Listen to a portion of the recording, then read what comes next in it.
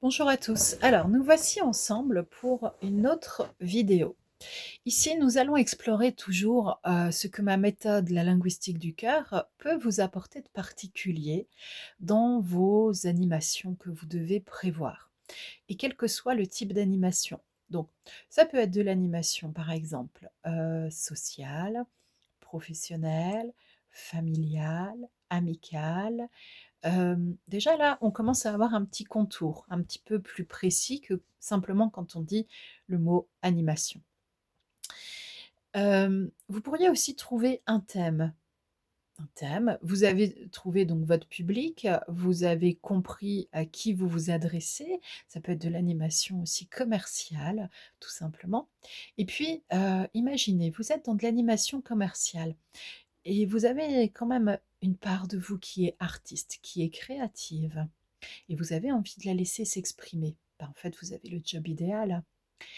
Et on vous dit en fait, eh bien voilà, nous voudrions que vous puissiez mobiliser l'attention des personnes sur différents contenants en verre, sur l'art de la récup, de la transformation.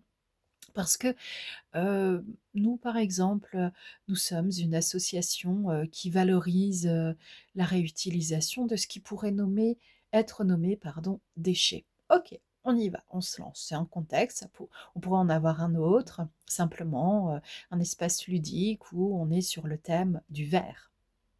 Alors quand je vous dis le thème du verre, bien sûr, dans l'espace francophone, comme dans n'importe quelle langue hein, finalement, vous allez avoir plusieurs possibilités. Tant qu'on est à l'oral comme cela, vous ne savez pas encore précisément, vu en plus les informations que je viens de vous donner, qui sont quand même assez générales, vous ne savez pas encore précisément si c'est le verre, quelque chose en verre, comme ça, c'est un vase en verre, ou si c'est le verre la couleur. Et ça, je vous assure que ce petit couvercle vert n'est pas en verre.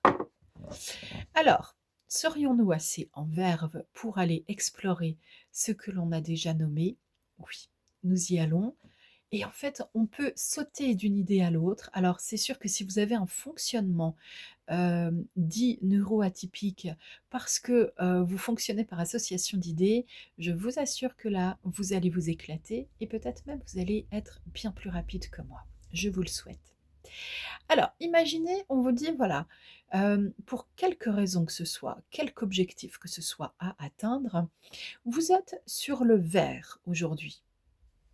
Là, c'est la thématique de tout ce qui est en verre. Alors, ça peut être le travail du verre, comme un orfèvre le ferait, mais attention, un orfèvre, lui, il travaille l'or en réalité.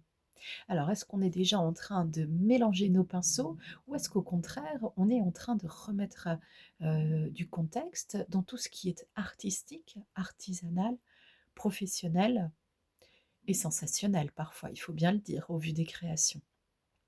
C'est à vous, en fait, en fonction du contexte, de choisir finalement comment vous allez développer, hem, allez, je dirais, heu, là je roulais un peu les mots dans ma tête, j'hésitais, je dirais, dérouler l'événementiel de votre propos. Oui, parce qu'il faut un petit peu captiver quand même les gens, il faut attirer leur attention.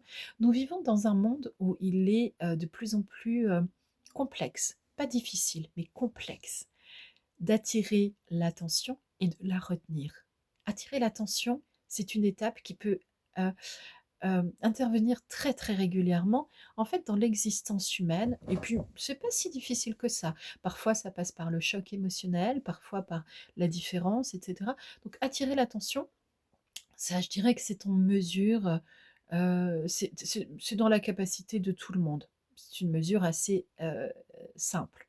En revanche, retenir l'attention, montrer que nous allons être dans un partage de propos intéressant, que la personne, l'auditeur, le lecteur, le participant va avoir quelque chose à y gagner, c'est un peu ce que l'on promet sans trop le dire pourtant. Alors imaginez, vous avez toujours moi vous allez voir, à chaque fois on va avoir une histoire de carton. Alors c'est soit on fait carton plein comme si on était au loto et vous allez vous écrier bingo! Il va falloir y aller quand même, hein, va falloir petit à petit remettre un peu de vie dans vos propos. Soit vous avez récolté vous-même des objets. On vous les a peut-être imposés, pour une démarche, marketing spécifique. Et puis, en fait, il va falloir raconter une histoire. Parce que c'est ça en réalité. On raconte des histoires dans l'animation. On est dans la narration. On est dans l'exploration du dit, D-I-T, ce qui est dit, ce qui est énoncé. Et une fois que vous avez dit un mot, est-ce que vous pouvez le reprendre? Oui, bien sûr. Bien sûr, avec humilité, vous pouvez préciser que ce n'était pas le mot que vous vouliez entendre vous-même et que ce n'était peut-être pas le mot que vous vouliez exprimer, mais il est sorti et il a du sens malgré tout. Allez, ça on reverra sur l'exploration peut-être des ateliers philo euh, où on peut aussi explorer l'indépendance intellectuelle dans le domaine du développement personnel, professionnel. Et si vous avez un ensemble d'objets en récup, alors ça clairement, voilà, ancienne bouteille hein, de vin, ok, on va la retravailler ou pas.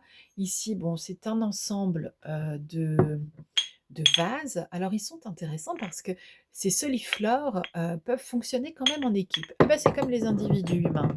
En fait, vous pouvez mettre plusieurs individus humains et puis avoir une création tout à fait hors norme, changeante, mouvante et peut-être même émouvante. Et puis, nous avons là... donc, attendez, comment je vais vous présenter ça? C'est peut-être pas le plus facile comme ça, mais on va y arriver quand même. Ici, en fait, euh, j'ai comme un récipient en verre. Voilà, un récipient en verre. J'hésitais entre ancien vivarium ou je ne sais quoi, mais c'est des mots connotés, donc je n'ai pas envie d'aller dessus. Alors, ici, j'ai un récipient en verre dans lequel il y a différentes choses. Et puis, avec ces différentes choses, vous pouvez raconter plein d'histoires. Alors, si c'est l'heure du conte, évidemment, vous pouvez raconter des histoires qui vont être adaptées à votre public. Si vous êtes sur un instant de relaxation, vous pourriez proposer un temps d'observation pour lier les idées différemment et poser son attention sur le souffle. Si c'est un temps de commémoration, par exemple, ça pourrait être un mini jardin zen rond, donc ça peut être aussi intéressant d'explorer la signification du rond, du cercle, de la continuité. Vous voyez qu'en fait, ici, chaque mot, chaque forme, chaque expression, chaque objet a une utilité, une fonction, et va nous relier à quelque chose d'autre. On est vraiment dans l'exploration, en réalité, ici, du monde, je dirais, le plus créatif, mais aussi le plus parfait possible. Le plus parfait possible, comment est-ce possible? En laissant se débrider son imagination. En fait, si vous laissez votre imagination se débrider, ça ne veut pas dire que vous partez dans tous les sens. Pour certains, c'est peut-être compris et intégré comme cela dans votre façon de penser, de voir le monde. En réalité, si vous pensez cela, vous êtes sur une croyance limitante qui vous invite tout simplement, par sécurité, à mettre plus de pondération, plus de rigueur et parfois, hélas, cela va avec plus d'autoritarisme. Alors attention, parce que si vous êtes participant dans un atelier, une session, un séminaire, etc., que vous soyez avec tout cela et votre autoritarisme, c'est votre histoire.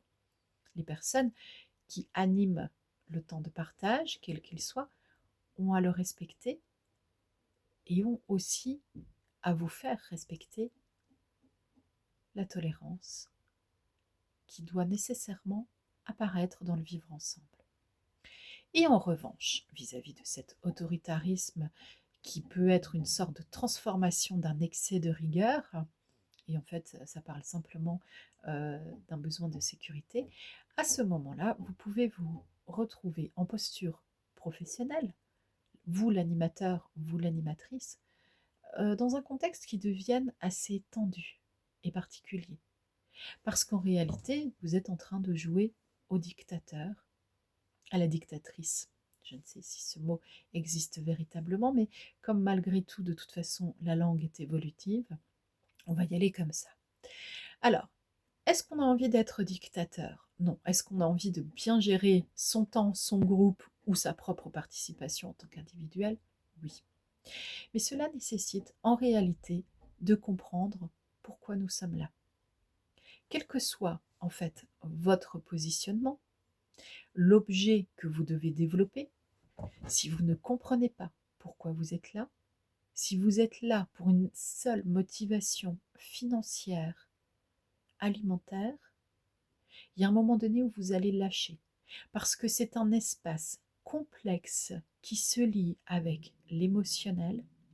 Et pour libérer de la créativité, qui peut être tout à fait régulée et bien appliquée, il est nécessaire de comprendre à l'intérieur de soi ce qu'il se passe. D'abord pour éviter de projeter ses propres blessures, ses propres manques et ses propres manquements. Ensuite, il est nécessaire de bien se connaître pour favoriser tout ce qui est lien social. À moins que vous ayez décidé d'interpréter ad vitam aeternam le rôle du rustre qui vit dans sa caverne comme au temps de Platon et qui décide de ne jamais trouver la clé pour en sortir. Il va falloir à un moment donné vous lier à ce que nous appelons l'être humain. Alors l'être humain, en réalité, il fonctionne souvent comme un enfant. D'une part, hélas, parce qu'il y a un manque de maturité émotionnelle qui peut perdurer durant un très grand nombre d'années dans certaines existences. Mais ce n'est pas une critique, il est nécessaire de l'observer, de le comprendre et de s'associer à cette limite, je dirais, pour éviter de bousculer les gens. Ça, c'est vraiment un des points importants de ma méthode, la linguistique du cœur, dans tout ce qui est animation. Si on ne sait pas tenir compte de ce que l'autre dégage en termes d'incapacités qui peuvent être temporaires ou perçues comme réelles, mais être irréelles en réalité. Si on ne sait pas tenir compte de tout cela, on va passer en force sur l'autre, ce qui est détestable, et on va arrêter alors d'être l'accompagnant, ce qui est détestable aussi. Si vous êtes l'animateur, l'animatrice, vous êtes l'accompagnant, l'accompagnante. Si vous êtes l'employeur, vous êtes l'accompagnant, l'accompagnante. Si vous êtes dans un temps de famille et que vous êtes le parent, vous êtes l'accompagnant, l'accompagnante. Et ainsi de suite.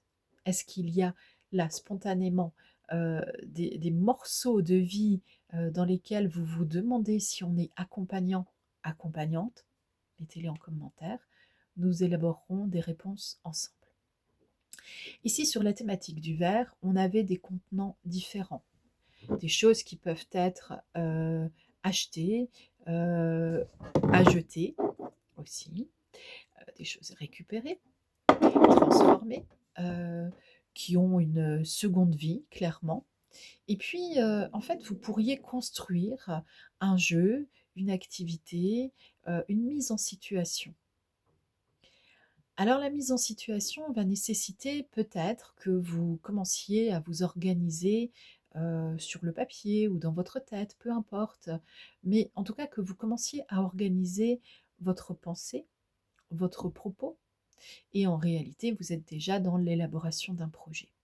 Pour la gestion des projets, dans tout ce qui touche l'animation d'un temps de parole, l'animation d'un jeu et ainsi de suite. En tant que parent qui fait jouer son enfant, vous êtes animateur d'un jeu à ce moment-là, hein. On n'est pas forcément payé pour le faire et pour avoir le rôle d'animateur. Mais en tout cas, quand vous êtes donc en récupération comme ça, d'un moment de vie, par force ou par choix, et puis que on vous dit, oui, voilà, allez, il va pas falloir s'appuyer sur beaucoup de choses parce que de toute façon, on n'a pas beaucoup de budget. Alors cette phrase, vous allez l'entendre régulièrement dans l'animation et puis peut-être même en réalité maintenant dans d'autres moments de vie professionnelle ou associatifs. On n'a pas beaucoup de moyens.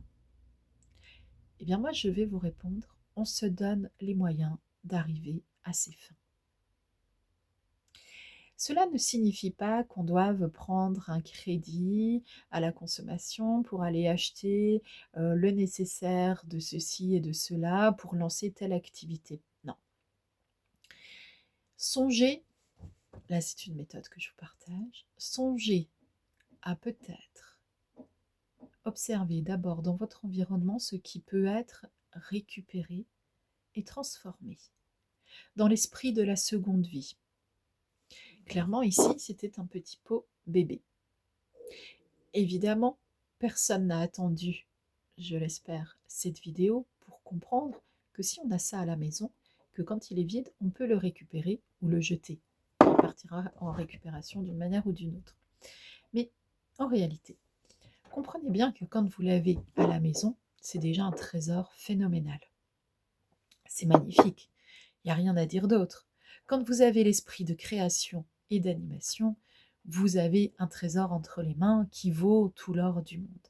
Parce que c'est quelque chose qui vous permet de ranger d'autres petites choses, des perles, que sais-je, des petites chutes de papier, des confettis, et ainsi de suite. Alors les confettis de papier, je vous les conseille pour le côté amusant quand ils volent, et je vous les déconseille évidemment si vous songez déjà au ménage que vous allez devoir faire.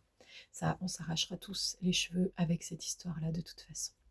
Donc revenons à notre petit objet magnifique et génial, qui est un contenant en récupération, en transformation, mais qui peut aussi être comme une petite malle au trésor, dans une micro chasse au trésor. Et dans un contexte professionnel, vous pourriez aussi, en animation de séminaire, de formation, mettre un moment un peu plus détente, ludique, et puis demander aux personnes, par exemple, de glisser dans ce petit pot de verre la recette du bonheur en 3 ingrédients maxi.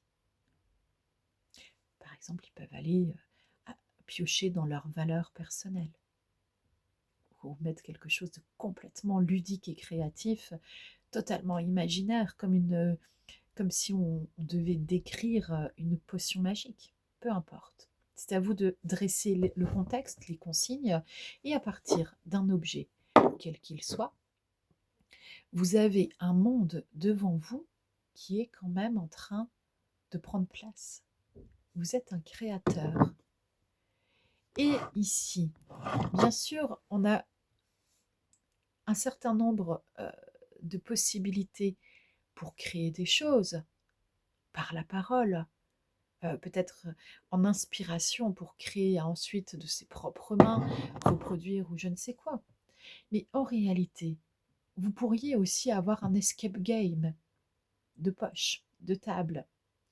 Vous pourriez avoir une activité du savoir-vivre ensemble, en séminaire, pour des cadres débordés par l'émotionnel, mais qui n'osent pas le dire parce qu'ils n'ont pas les repères suffisants pour reconnaître les moments où l'on peut tout exprimer. En tant qu'animateur d'un temps pour vos congénères humains, que ce soit dans du jeu, de la famille, du professionnel, et ainsi de suite, vous êtes l'instigateur, vous êtes le magicien, instigateur de bonnes ondes. Ça passe par vous. Vous êtes un générateur. En tant que générateur, quand cela dysfonctionne, vous avez votre part également. Vous ne pouvez pas juste dire « Ah, j'étais avec un groupe qui était très con et très chiant ». D'une part, c'est vulgaire.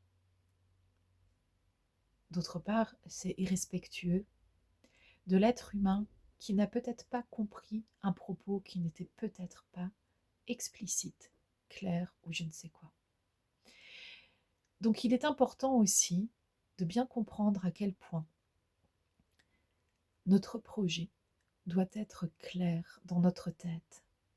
Si je sais en 3 mots ou une image pourquoi je suis là, je sais le dire, le partager, le diffuser. C'est le sens de la présence, de l'attention. Si je porte de l'attention à ma présence, je sais exactement pourquoi je suis là et pendant combien de temps. Je sais aussi ce qui se passe en moi et comment je peux manifester ce dont j'ai besoin pour que cette présence perdure et continue d'accompagner ceux qui en ont besoin, quel que soit le contexte.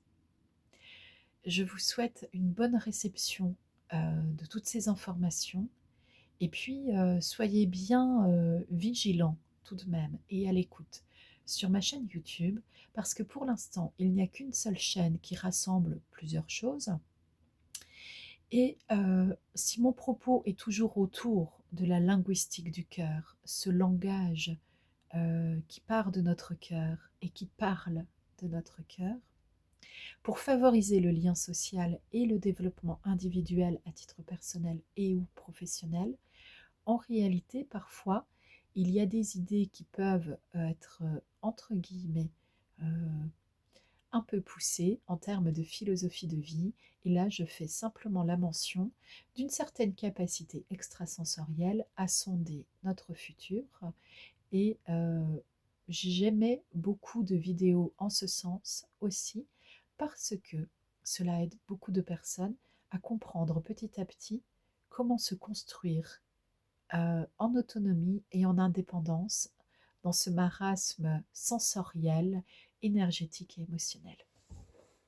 Alors, je glisse ma main vers le stop et je vous dis, continuez bien. Moi, j'appuie sur stop, mais je vous dis à bientôt ensemble.